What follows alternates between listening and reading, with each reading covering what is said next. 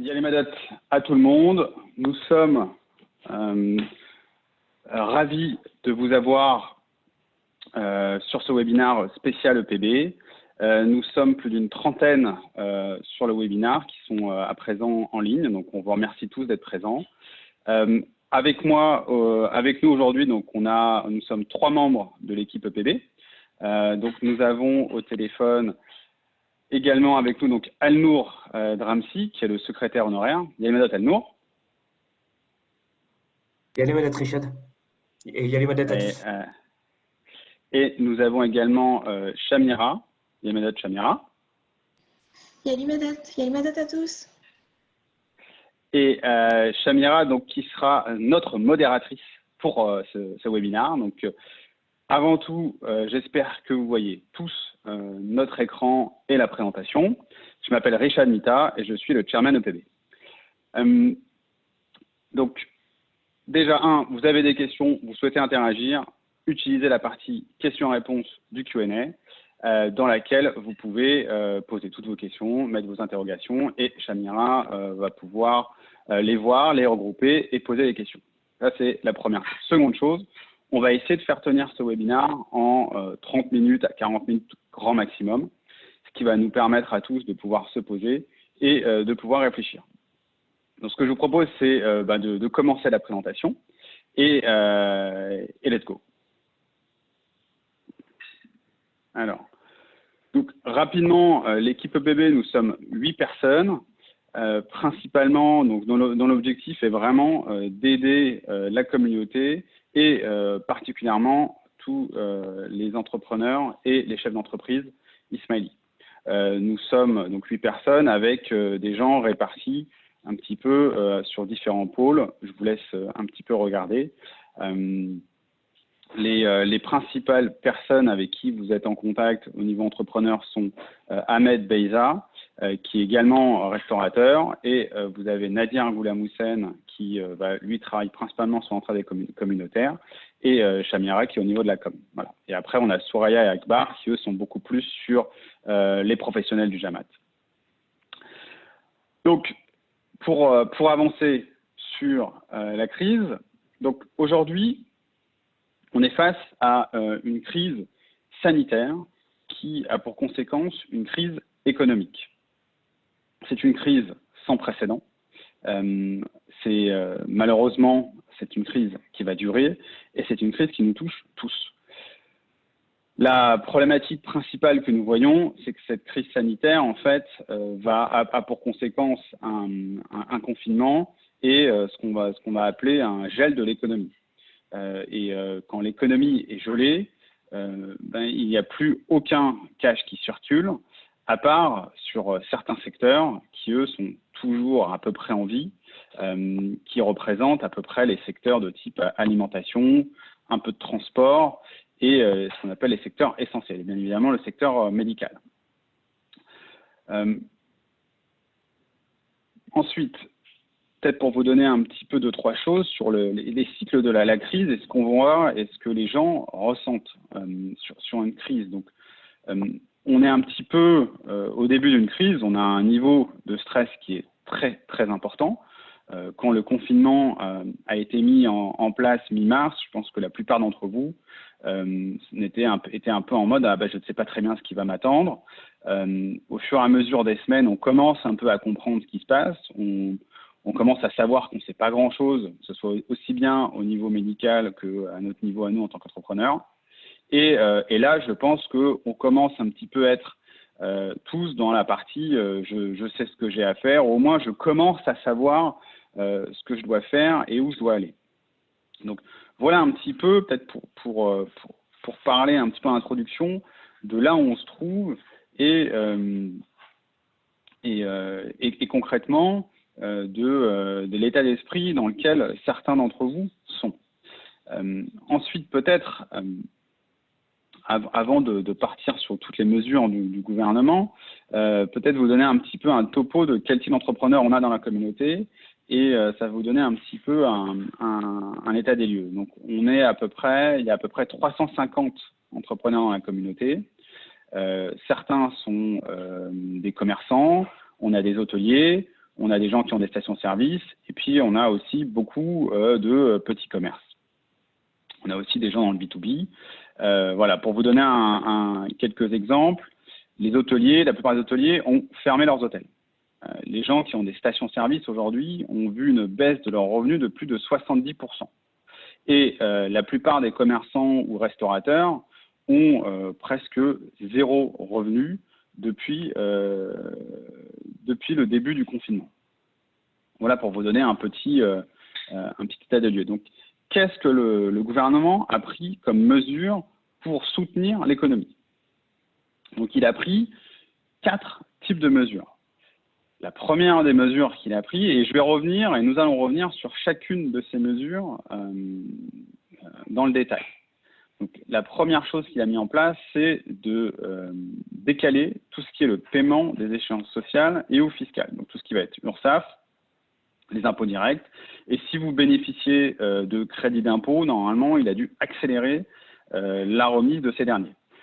Donc, ça, c'est la première chose qu'ils ont mis en place, c'est décaler toutes les échéances liées à l'impôt. Ensuite, il a demandé aux banques, il a soutenu les banques pour rééchelonner tous les emprunts bancaires qui sont. Si vous avez des emprunts bancaires liés à l'État, ça va être encore plus facile. Il a aussi mis en place ce qu'on appelle le prêt garanti État, qui est un prêt lié, dont 90% de ce prêt va être garanti par l'État. Ensuite, il a mis en place un fonds de solidarité spécifique pour les TPE, les indépendants et les micro-entrepreneurs, avec différentes aides possibles. Et puis, in fine, il a mis aussi en place un dispositif de chômage partiel. Voilà un peu pour vous donner les 4 grandes mesures phares que le gouvernement a prises. Après, il a mis, si on rentre dans les détails, il y a peut-être d'autres petites choses qui ont été mises en place, mais les 4 mesures phares sont celles-là. Donc, on va rentrer un petit peu dans le détail. Hop. Donc, tout ce qui est délai de paiement, d'échéance sociale et ou fiscale et remise d'impôt direct, donc ça a été possible dès le mois de mars pour vos échéances mensuelles du mois de mars. Donc là, dans votre DSN, alors je rentre un peu dans les détails, mais après, l'idée c'est que dans votre DSN, vous l'envoyez avec un paiement à 0. Ce qui est intéressant, c'est que ces reports va marcher pour toute la durée du confinement. Donc, si vous payez vos charges de manière mensuelle, vous pouvez décaler également avril. Et si vous payez vos charges de manière trimestrielle, normalement, faites-le pour le mois d'avril. Ce qui est intéressant là-dessus, et les remises d'impôts, les crédits d'impôt que vous avez ont déjà été payés. Si ce n'est pas fait, rapprochez-vous de vos URSSAF ou votre centre des impôts, votre service des impôts d'entreprise pour récupérer votre crédit d'impôt si vous en bénéficiez. Là, attention, la TVA, normalement, c'est pas possible. Donc, tout ce qui va être report de TVA ou quoi que ce soit, normalement, c'est pas recommandé de faire quoi que ce soit là-dessus. Et de mémoire, pour la plus grande partie des commerçants, vous n'avez pas de chiffre, donc pas de TVA, donc normalement, pas trop de soucis en ce moment. Les retours que nous avons sur cette première mesure-là. La plupart des gens, que ce soit les entrepreneurs Ismaili ou même des entrepreneurs dans notre réseau, nous disent que soit son comptable, soit votre comptable, soit vous-même, vous avez fait les démarches. Si vous ne les avez pas faites, faites-le. Et les retours sont plutôt bons puisque c'est des cases à mettre en place directement dans la DSN ou c'est votre comptable qui sait faire ça. Ce qui est intéressant à savoir, c'est 2 choses. La première chose, c'est que pour avril, le dispositif va être prolongé. Et deuxième chose, on parle pour certaines entreprises d'annulation de certaines charges. Alors, il ne faut pas oublier que c'est un report, c'est-à-dire qu'il faudra les payer. Mais pour certaines entreprises et au cas par cas, il est possible qu'ils annulent certaines charges. Ça va être, c'est en discussion. Bruno Le Maire en a parlé dans un entretien, il me semble, hier ou avant-hier. Donc, c'est des choses qui sont en discussion, mais ça sera regardé au cas par cas après le confinement. Ça, c'est la partie, tout ce qui va être échéance sociale et fiscale. Ensuite, sur le fonds de solidarité des TPE. Donc, c'est un fonds de solidarité qui a été mis en place, qui est principalement pour les travailleurs non salariés. Donc, beaucoup d'entre vous, tous ceux qui ont des commerces, tous ceux qui bénéficient de ce régime, peuvent en fait avoir cette aide. Cette aide-là, qui est concerné par cette aide, ça reste quand même des TPE, des indépendants, des gens qui ont un chiffre d'affaires inférieur à 1 million d'euros et dont les conditions, c'est soit faire l'objet d'une fermeture administrative, soit d'avoir subi une perte de moins 50% de son chiffre d'affaires.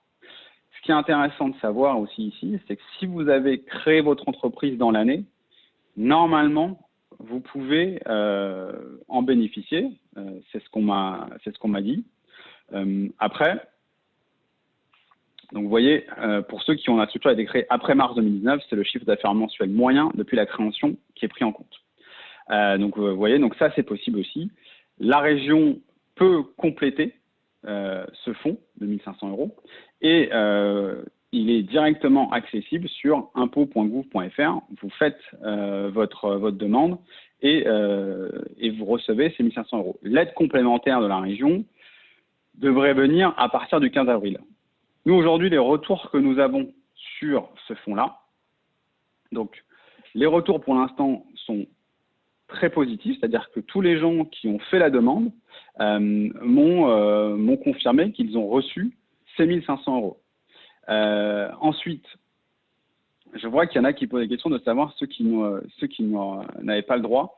Là, pour le coup, il faudrait qu'on ait un peu plus de feedback. J'ai mis alors il y a des questions qui sont posées. Peut-être dites-nous-en un peu plus en questions-réponses. On va voir pourquoi vous n'y avez pas le droit. En tout cas, moi, j'ai vu d'autres entrepreneurs qui étaient indépendants, qui ont fait la demande et qui ont reçu leur virement en 2 jours ouvrés. Donc, c'était quand même assez rapide. Il y a le feedback sur l'aide de la région, pour l'instant, je n'en ai strictement aucune idée et j'ai eu très peu de visibilité là-dessus. Et peu d'entrepreneurs aujourd'hui nous ont fait un retour sur cette aide-là, est-ce qu'ils l'ont eu ou pas. La chose à noter, en revanche, c'est que pour tout ce qui va être commerçant et indépendant, il y a une aide supplémentaire qui va arriver en avril 2020, qui va être de 2 500 €. Et ce matin, on entendait même 5 000 €. Alors là-dessus, encore une fois, sur le mois d'avril, restons prudents. Mais je pense que cette limite va pouvoir être augmentée et qu'on va arriver sur des aides plus importantes. Là-dessus, sur la DGFiP, de toute façon, c'est 1 500. Vous êtes TNS, vous avez le droit. Vous n'êtes pas TNS, là, un peu plus compliqué. Voilà pour vous donner un petit feedback là-dessus.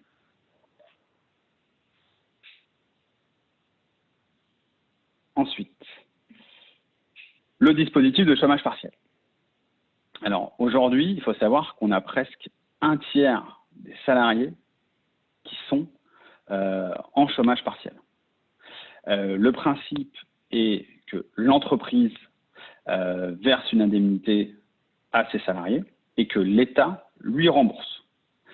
Aujourd'hui, je n'ai pas encore eu de feedback si l'État avait commencé à rembourser sur le mois de mars. Là, encore une fois, n'hésitez pas à partager vos feedbacks là-dessus. Moi, mon feedback, ils ont mis beaucoup de temps à se mettre en ordre de marche. Donc, quand vous alliez sur activitépartielle.emploi.gouv, c'était pas évident déjà, d'y accéder. Deuxièmement, le système n'était pas à jour. Donc, typiquement, les 4,5 SMIC n'étaient pas pris en compte. Depuis donc début avril, on est aujourd'hui le 11 avril, le système est à présent opérationnel et vous pouvez accéder à activitépartielle.emploi.gouv normalement de manière plus simple. Une petite astuce, si vous avez du mal à y accéder, essayez la nuit, il y a beaucoup moins de demandes et vous pouvez le faire de manière rétroactive. Notre conseil là-dessus, vous êtes impacté par la crise du coronavirus, du Covid-19, allez demander du chômage partiel. Vraiment, allez-y. Faites l'effort. Et je pense que c'est un bon moyen pour vous de pouvoir derrière récupérer un remboursement de l'État et vous aider pour passer ces moments très compliqués. Donc ça, c'est sur la partie chômage partiel. Le feedback qu'on a eu aujourd'hui des entrepreneurs sur cette partie-là, donc site saturé début avril, essayez de le faire avec votre gestionnaire de paie, car de temps en temps, ça peut être très complexe. On a une personne qui peut vous aider d'un point de vue avocat et on a un membre du board qui est en train de vraiment de le faire pour son entreprise et qui va pouvoir vous aider, à mon avis, après la mi-avril là-dessus. Donc, n'hésitez pas à nous contacter si c'est quelque chose que vous comptez faire. En revanche, faites très attention à une chose.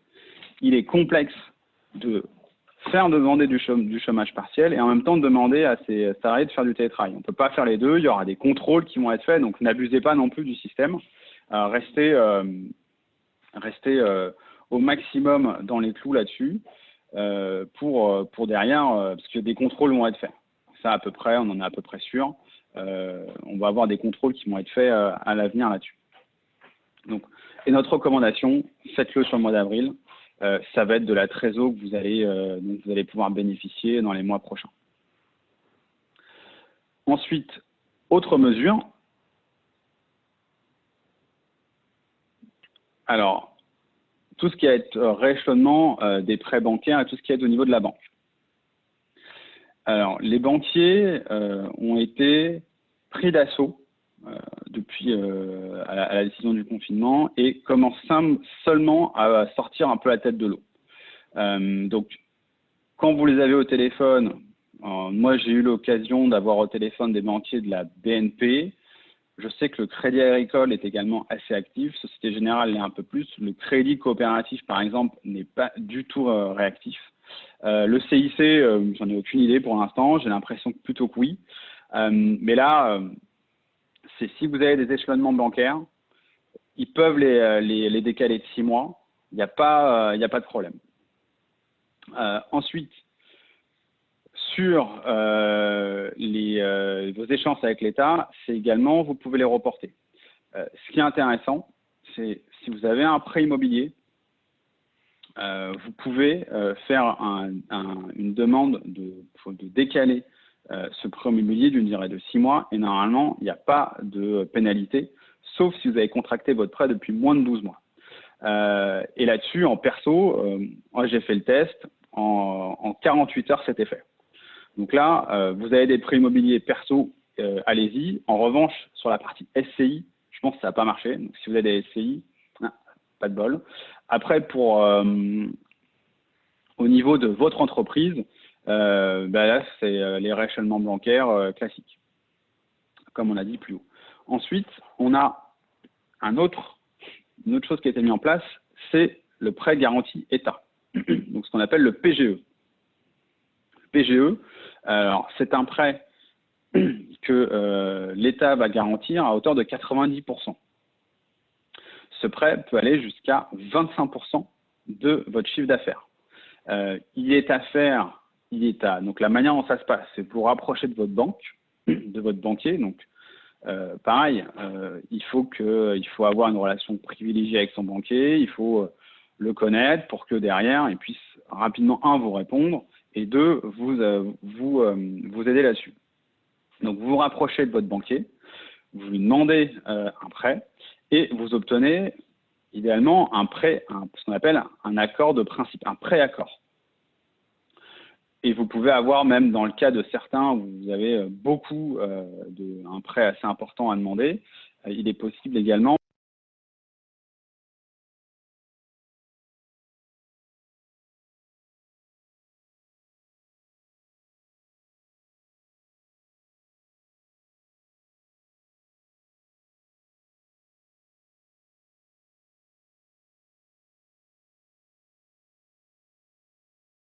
Ah, il y avait un petit souci. Normalement, vous devez m'entendre à nouveau. Désolé, j'ai eu un petit souci de téléphone, il s'est coupé. Donc, j'espère que vous m'entendez bien.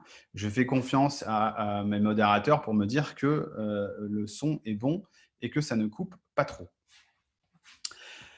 Alors, les étapes pour obtenir un prêt. Donc, vous demandez à vous rapprocher de votre banquier. Celui-ci vous donne un accord de principe. Une fois que vous avez ce pré-accord, vous pouvez aller sur la plateforme donc, de BPI. Alors, BPI, c'est la Banque publique d'investissement. C'est un peu le bras armé bancaire de l'État. Certains d'entre vous le connaissent puisqu'ils ont réussi à se faire garantir certains financements avec la BPI. D'autres le connaissent un peu moins, mais c'est grosso modo une partie, grosso modo, c'est un peu le bras armé de l'État et c'est via cet outil-là que on peut avoir la BPI. On peut avoir des prêts. Ensuite, est-ce que on est bon? Ensuite, donc une fois que votre situation d'entreprise a été vue, vous avez donc un accord de principe et avec cet accord de principe, vous vous connectez sur la plateforme donc, de BPI France et afin de vous transmettre un identifiant unique que vous allez transmettre à votre banquier. Et une fois que votre banquier a ce numéro, il peut vous accorder le prêt. Donc voilà un petit peu le principe là-dessus. Voilà le principe là-dessus. Alors, les retours qu'on a. Donc, les retours qu'on a ne sont pas forcément les meilleurs. C'est-à-dire que votre banquier, il se comporte comme un vrai banquier. C'est-à-dire que si vous n'avez pas un beau bilan, il ne va rien vous faire. Si vous avez un beau bilan, il va vous aider. À mon avis, aujourd'hui, en tout cas, il ne joue pas encore vraiment le jeu. Et ça, c'est un vrai problème. Ensuite, c'est un prêt à taux variable. Donc, attention, nous, aujourd'hui, on vous conseille de rester prudent, déjà de bien regarder les conditions, de faire les démarches et de voir un petit peu, d'affiner ce dont vous avez besoin. Donc, notre conseil, c'est faites-le, allez faire les démarches. Donc ça, c'est pour ceux qui ont un bon bilan, vraiment, n'hésitez pas, faites-le. Vous avez entre le moment où vous demandez et le moment où vous avez le prêt, de toute façon, vous avez entre 10 et 20 jours, hein, de toute façon. Regardez le taux.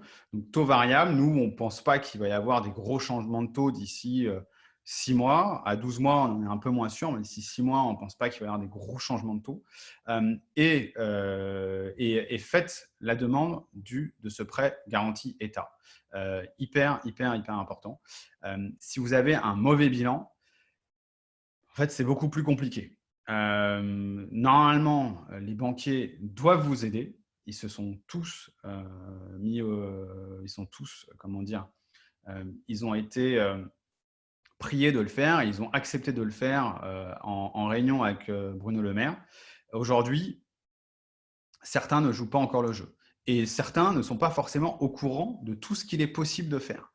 Donc là-dessus, vraiment, notre conseil, c'est harcelez-les. Donc, si vous ne répondez pas, appelez-les encore et encore. Et s'ils vous disent que ce n'est pas possible, ce n'est pas vrai. Un prêt qui est garanti à 90% par l'État, ils doivent vous le faire. Et en plus, ces banquiers, comme d'habitude, vont vous demander une caution personnelle, alors que bon, c'est sur les 10% restants. On ne sait pas pourquoi ils le font, mais bon, ils le font d'habitude. Donc, mais allez-y. Poussez au maximum. C'est important, faites-le et demandez à avoir ce PGE, donc ce qu'on appelle le prêt garanti État. Vraiment, poussez au maximum pour l'avoir. Voilà un peu sur le tour des mesures et un retour d'expérience qu'on a pour l'instant sur toutes ces infos-là. Donc, est-ce qu'il y a d'autres mesures qui ont été mises en place? Oui. Il y a donc les autres mesures qui ont été mises en place sont les mesures liées à tout ce qui va être le report des paiements des factures électricité, gaz et eau. A priori, ça reste bien encadré. Donc, pour ceux qui peuvent en avoir besoin, profitez-en. Ça, à mon avis, il faut le voir au cas par cas avec vos fournisseurs. Au niveau des loyers, il y a beaucoup de choses qui ont été dites. Donc, moi et notre équipe, pour l'instant, n'a pas vu grand-chose de fait. Alors, peut-être que vous avez plus d'informations, à vous de voir là-dessus. Nous, aujourd'hui, on sent que les grands bailleurs sociaux, donc les grands bailleurs de manière générale, ont pu s'accorder sur des termes. Mais en tout cas, pour la petite entreprise, le commerçant ou le commerçant ou la petite entreprise du coin, en tout cas, Bruno Le Maire, en tout cas, lui parlait d'une amélioration du fonds de solidarité qui pourrait aider les petites entreprises. À la question, est-ce que la banque est obligée de pénaliser en cas de remboursement par anticipation du PGE? Ça, pour le coup, je n'ai pas vu les contrats de manière claire. Je pense qu'ils savent, c'est à voir avec votre banquier, à voir le contrat qu'il vous propose sur cette partie-là. Je pense que vous avez le choix, en tout cas, sur vos contrats. Alors, la question à laquelle je réponds, c'est: savez-vous si la banque est obligée de pénaliser en cas de remboursement par anticipation du prêt garanti État ou le fonds de trésorerie? Là-dessus, je n'ai pas vu les contrats de PGE pour l'instant. Ce que je peux vous dire, c'est que vous pouvez soit prendre 6 mois ou 12 mois, je crois même 3 mois, mais à mon avis, je vous conseille plus de prendre 6 mois. Et l'idée, sinon, c'est mettez la trésorerie que vous récupérez du PGE, mettez-la de côté, mettez-la dans un coin et n'y touchez pas si jamais vous n'en avez pas besoin. Après, ça reste à voir. Je pense qu'on va demander un petit peu, peut-être dans le chat global, si des gens ont plus d'infos sur est-ce qu'il y a des frais sur un remboursement anticipé du PGE. Donc, je reviens sur les d'autres mesures. Donc, sur les mensualités de type loyer, honnêtement, je n'ai pas vu grand-chose pour l'instant. Ensuite, donc là, on attend de voir et puis on vous en informera, bien évidemment. Sur tout ce qui est la BPI a fait des nouveaux prêts. Ils ont lancé donc des prêts, ce qu'on appelle le prêt BPI et le prêt Atout, enfin non, le prêt rebond et le prêt Atout. C'est très bien quand vous faites du B2B ou quand vous êtes une ETI. Pour les artisans et commerçants, je sais que certains d'entre vous on fait certaines demandes. Je crois que pour l'instant, il n'y a pas eu beaucoup de retours. La BPI, alors les manières d'avoir la BPI au téléphone, en fait, donc ils ont un numéro vert qui a été mis en place. Vous pouvez les appeler, ils sont assez réactifs. En général, ils vous rappellent dans les 48 heures, mais en tout cas, ça a été le cas pour moi. Et à partir de là, vous pouvez enclencher discussion. Après, je ne sais pas très bien comment ça va marcher pour les commerçants. Là-dessus, je préfère être assez factuel. Ça reste à voir. Ensuite, il y a d'autres aides qui sont en train d'être votées pour les TNS. C'est les fameuses aides dont on parlait tout à l'heure, qui peuvent aller monter jusqu'à 5 000 €. Et ce qui est intéressant de savoir, c'est que certaines professions libérales vont pouvoir bénéficier des aides. Donc typiquement, je pense à certains kinés ou peut-être des dentistes qui ne sont pas forcément aujourd'hui, qui ont dû plus avoir de boulot en ce moment, ou même on pense peut-être aux notaires ou des choses comme ça. Donc, il est possible, ou même à certains avocats, il est possible de récupérer ces aides-là. Après, je sais bien que ce n'est pas forcément énorme, mais ça reste des aides disponibles. Donc, voilà un petit peu la chose.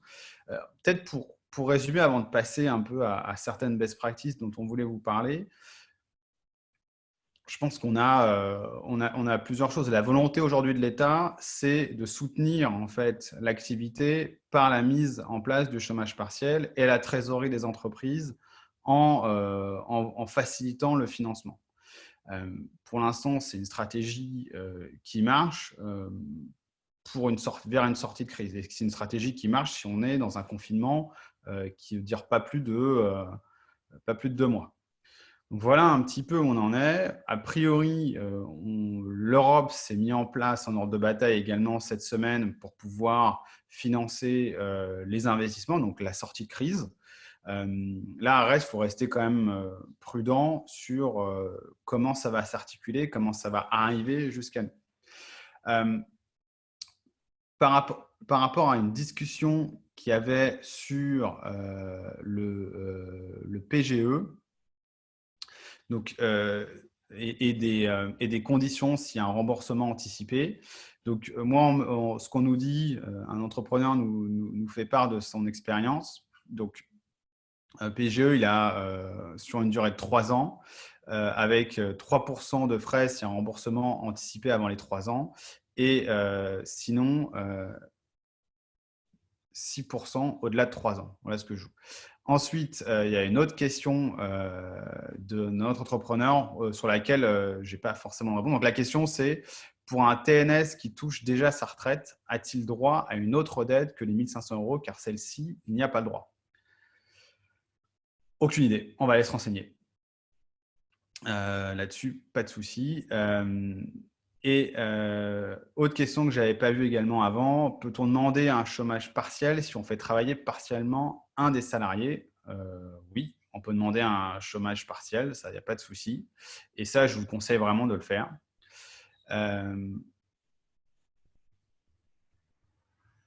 Alors, il y a une méthode. Question, alors, autre question pour les droits. Est-il possible de toucher des aides pour des anciens salariés qui ont démissionné avant la crise liée au Covid, pour un projet entrepreneurial par exemple? Ça, faudrait peut-être qu'on en discute en one-to-one. Parce qu'en fait, il est possible, alors je ne sais pas si la question elle est liée à j'étais salarié, j'ai démissionné et je démarre un projet.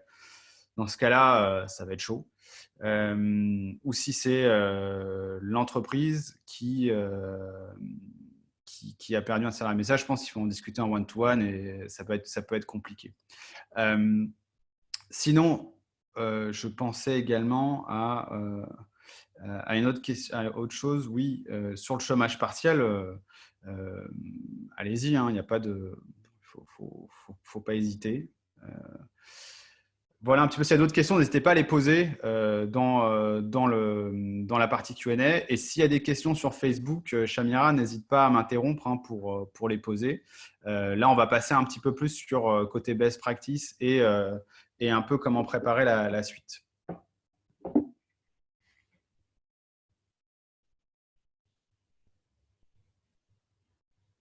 Ouais, super question. Y a-t-il possibilité de toucher TNS sur… Alors, si plusieurs sociétés, y a-t-il possibilité de toucher TNS sur chaque société? C'est une super bonne question. Si quelqu'un a la réponse, il peut la dire. Personnellement, je pense que, tel que j'ai compris la manière dont c'est fait, je pense que oui, puisqu'on le déclare par société. Après, je pense que c'est aussi à chacun de juger sur ce qu'il souhaite faire là-dessus. Mais je pense qu'il y a peut-être moyen.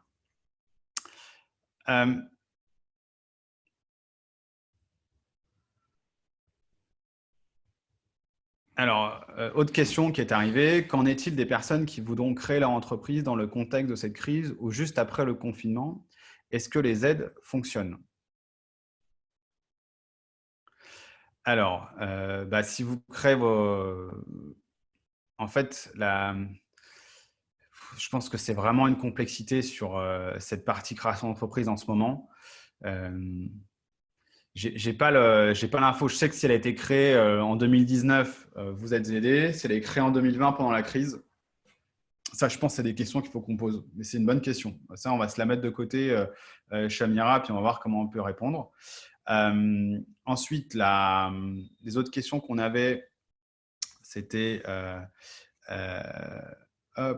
est-ce un prêt garanti par entreprise ou par banque? Alors, c'est un prêt garanti par entreprise, puisque vous donnez votre numéro de sirène et vous pouvez syndiquer plusieurs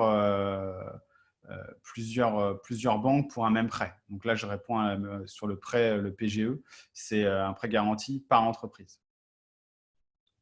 Voilà un petit peu là sur les questions qui sont arrivées. Hop.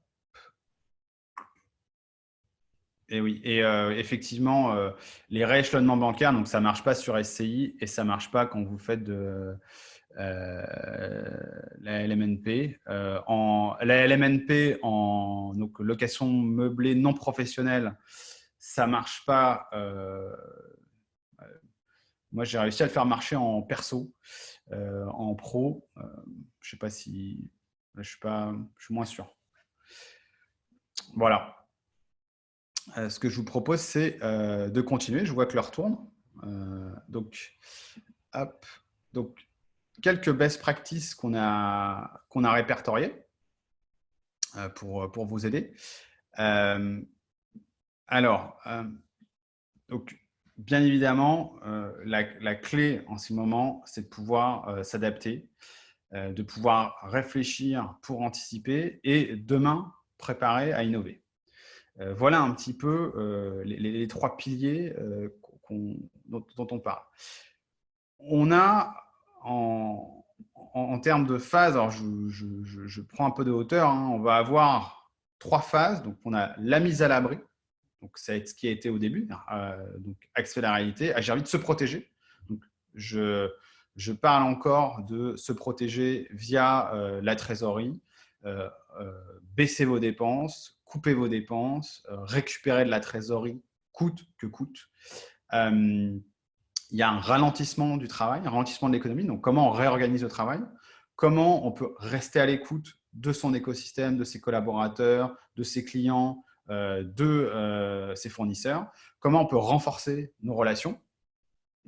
Et derrière, comment on se prépare au redémarrage? Donc, on va avoir des gens qui sont peut-être partis, des gens qui sont peut-être malades, ou comment est-ce qu'on fait pour donc composer avec ce qu'on a? Voilà. Comment on fait pour trouver des opportunités et peut-être travailler sur de la co-création avec d'autres personnes. Donc, en temps de crise et en temps de confinement et loin des équipes, il faut communiquer encore plus.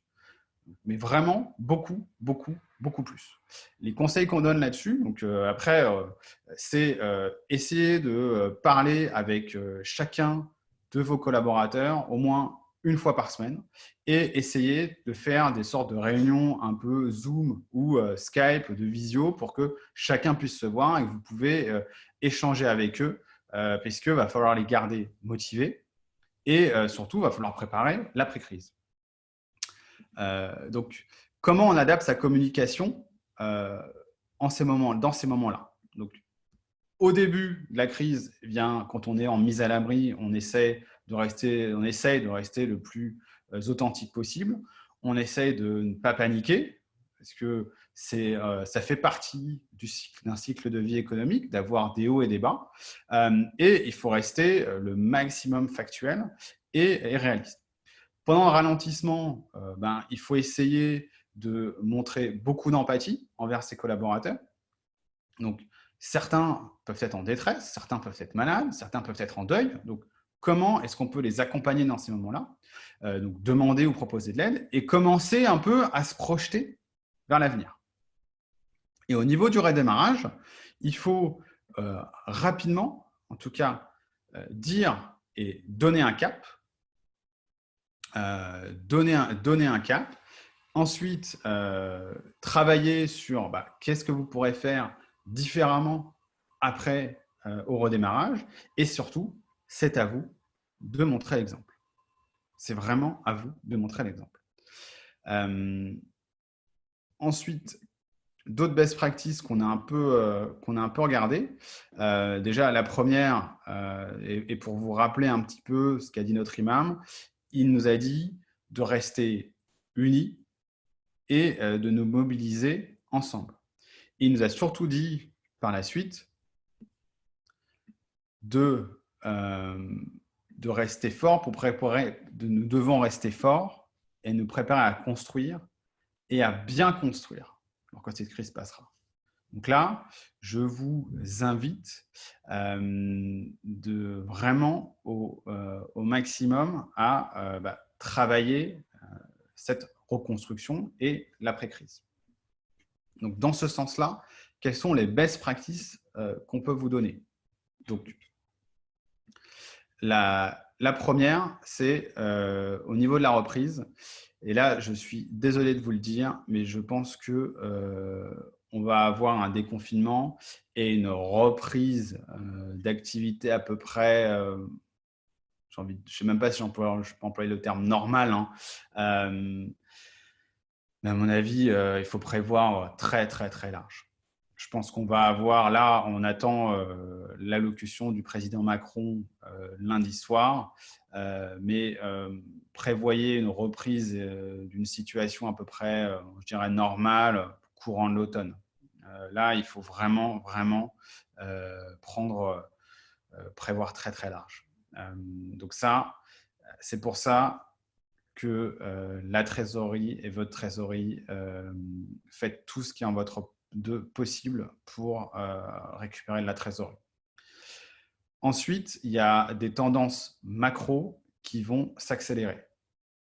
Donc, les deux tendances macro qui existent en ce moment sont le digital, donc ce qu'on appelle la transformation digitale. Là-dessus, il va y avoir une accélération de cette transformation digitale. On le voit. En ce moment, la plupart des entreprises ont dû s'accélérer et vraiment passer en 4e vitesse avec les outils pour travailler à distance, les outils de collaboration. Donc là-dessus, je vous recommande fortement de prendre en compte cette partie-là. Je vois des questions qui sont posées là-dessus, on va y répondre. On va regarder comment vous fournir des données ou des formations ou des moyens pour que vous puissiez vous-même comprendre et essayer de vous armer sur cette partie digitale. Ensuite, on va avoir l'accélération d'une consommation beaucoup plus durable, c'est-à-dire qu'on va avoir des consommateurs qui vont vouloir savoir d'où viennent les produits, savoir est-ce qu'on est sur des circuits courts, pas des circuits courts, et là, et même sur le mode de gouvernance des entreprises qui vont être beaucoup plus regardants. Donc là-dessus, pareil, je pense que ça va être une des attentes fortes du monde. Alors, j'ai du mal encore à l'appeler le monde d'après, mais en tout cas, sur cette partie-là. Ensuite, comment vous, et je pense que ça, ces moments de confinement, ces moments de réflexion, comment vous pouvez vous préparer face à cela ? Comment vous pouvez travailler sur votre business face à cela. Donc, on a mis 2 exemples. Par exemple, tout ce qui va être les rendez-vous en ligne et des paiements en ligne en avance. On pense notamment à tout ce qui est… on sait qu'on a pas mal d'entrepreneurs là-dedans, mais dans tout ce qui est soit service à la personne ou dans tout ce qui va être restaurant ou des garages, comment vous pouvez dès à présent proposer vos services, les mettre sur une plateforme et que les gens vous payent déjà en avance. Ça vous fera un peu de réseau. Typiquement, les restaurateurs ont mis, il y a 2 plateformes qui se sont lancées là-dessus. On vous enverra les liens où les consommateurs peuvent dès à présent acheter des repas ou faire en amont, en avance de phase, des achats. Vous achetez une prestation. Donc ça, typiquement, c'est des réflexions que vous devez avoir. Pareil, demain, est-ce qu'on verra des gens se rassembler dans des espaces confinés ? La réponse est probablement que non. Donc, comment on va travailler, donc, soit de la livraison de produits, mais aussi, pourquoi pas, de la livraison de services. Et là, il va falloir vraiment réfléchir à comment ces nouveaux comportements vont affecter votre business et comment ces nouveaux comportements vont changer votre manière à vous de vendre et à vous de travailler. Donc, j'ai mis quelques exemples, on a mis quelques exemples comme ça, mais il est important que vous preniez le temps de réfléchir à quels sont et comment vous allez vous inscrire dans un monde après confinement, sachant qu'il y a plusieurs types de scénarios qu'on va avoir de déconfinement. On peut avoir des scénarios avec un déconfinement progressif, on peut avoir des scénarios avec un déconfinement, puis après un reconfinement l'année prochaine. On n'en sait strictement rien. Moi, je ne suis pas dans le domaine médical. Ça, il y a les séminaires et les webinaires à KHB sur lesquels ils partagent un petit peu leur point de vue. Mais d'un point de vue économique, notre devoir, à nous entrepreneurs, est de se préparer et d'anticiper tout cela. Donc, comment, demain, allez-vous anticiper de prochaines crises ou comment allez-vous anticiper ces nouveaux comportements? Et dernier point, c'est il faut absolument, et ça je pense que il faut aller travailler sur comment vous pouvez soit former vos collaborateurs ou vous former au digital. Alors, quand on parle digital, ça veut tout et rien dire, mais la première chose, c'est comment être visible en ligne. Donc, première chose, comment demain, vous allez pouvoir prendre des commandes en ligne si votre business vous le permet, comment vous allez pouvoir faire du click and collect, par exemple. On pensait aux garagistes, aux stations-service, c'est aussi des endroits dans lesquels on pourrait faire du click and collect. Je suis sûr que certains d'entre vous ont essayé. Il y aura sûrement des retours d'expérience là-dessus. On peut aussi réfléchir à beaucoup d'autres choses ou des services en visio ou en remote. Donc, tout ça est à travailler, est à réfléchir. Donc ça, je vous laisse un petit peu avec ces réflexions-là pour vous permettre derrière de pouvoir les poursuivre. Et on va voir comment on peut vous aider sur ces réflexions-là. Et peut-être, dernier point, et après on va reprendre quelques questions qui sont arrivées entre-temps.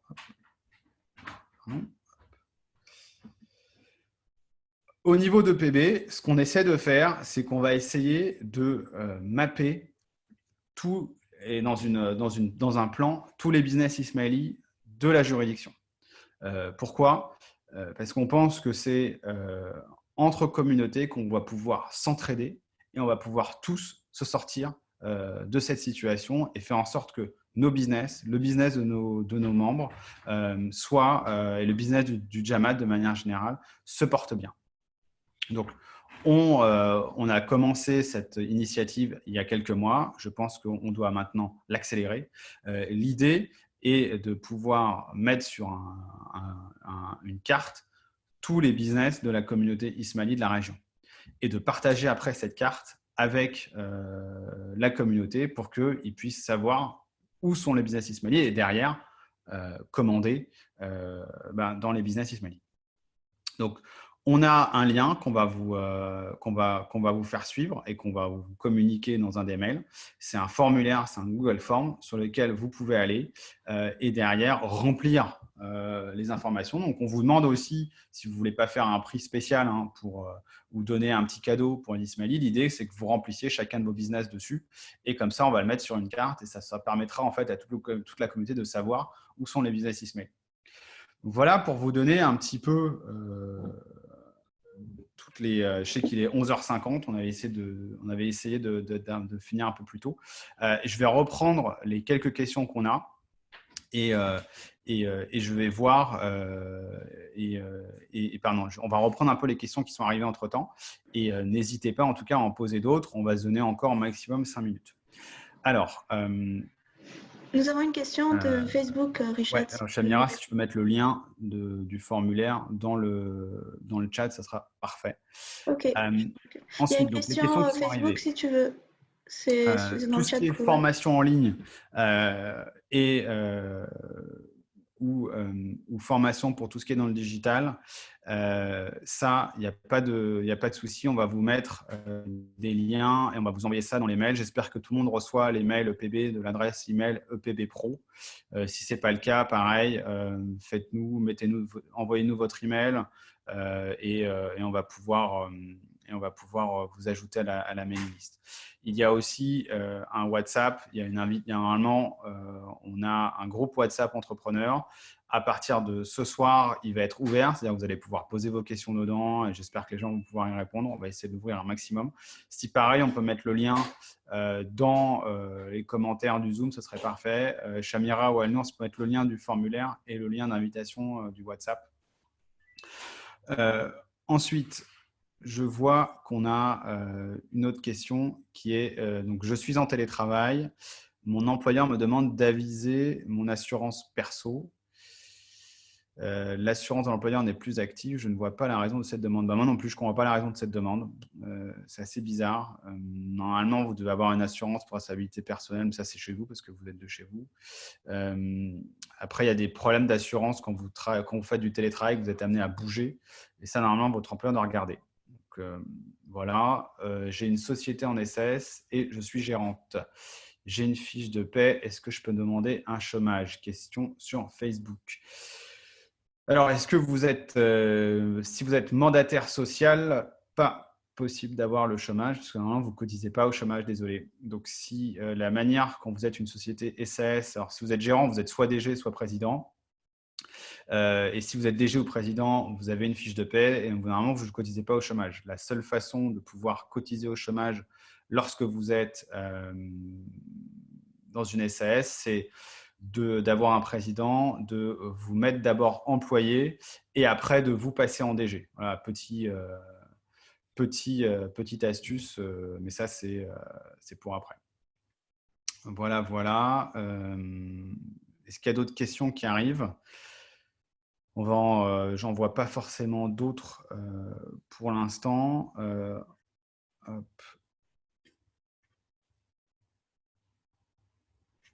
Donc, voilà, question hyper intéressante dont j'avais oublié de mentionner.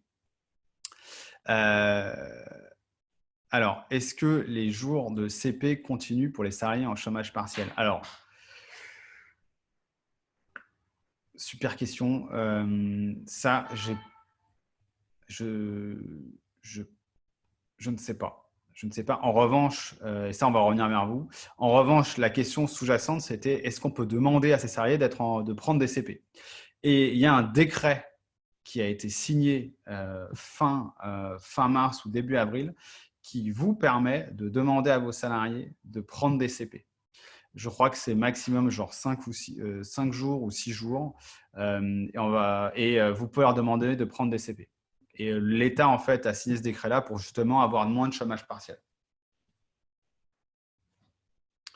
Voilà, pour vous donner là-dessus. Après, et sinon, sur les CP, les CP qui continuent pendant les salariés en chômage partiel, ça, il faut demander à votre responsable paie ou votre comptable. Là-dessus, il va vous demander. On m'a répondu, dans une entreprise, ils cumulent les CP pendant le chômage partiel. Donc, voilà la réponse. Est-ce que c'est une obligation de leur forcer à prendre les CP? En fait, vous avez le droit de le faire. Après, est-ce que vous pouvez les forcer? Je pense que la loi, le décret vous y autorise. On va essayer de vous retrouver le décret pour vous donner un peu plus d'infos là-dessus.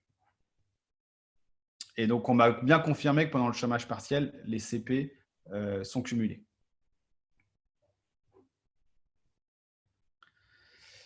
Est-ce qu'il y aurait, si vous n'avez pas d'autres questions, on va essayer écoutez, on va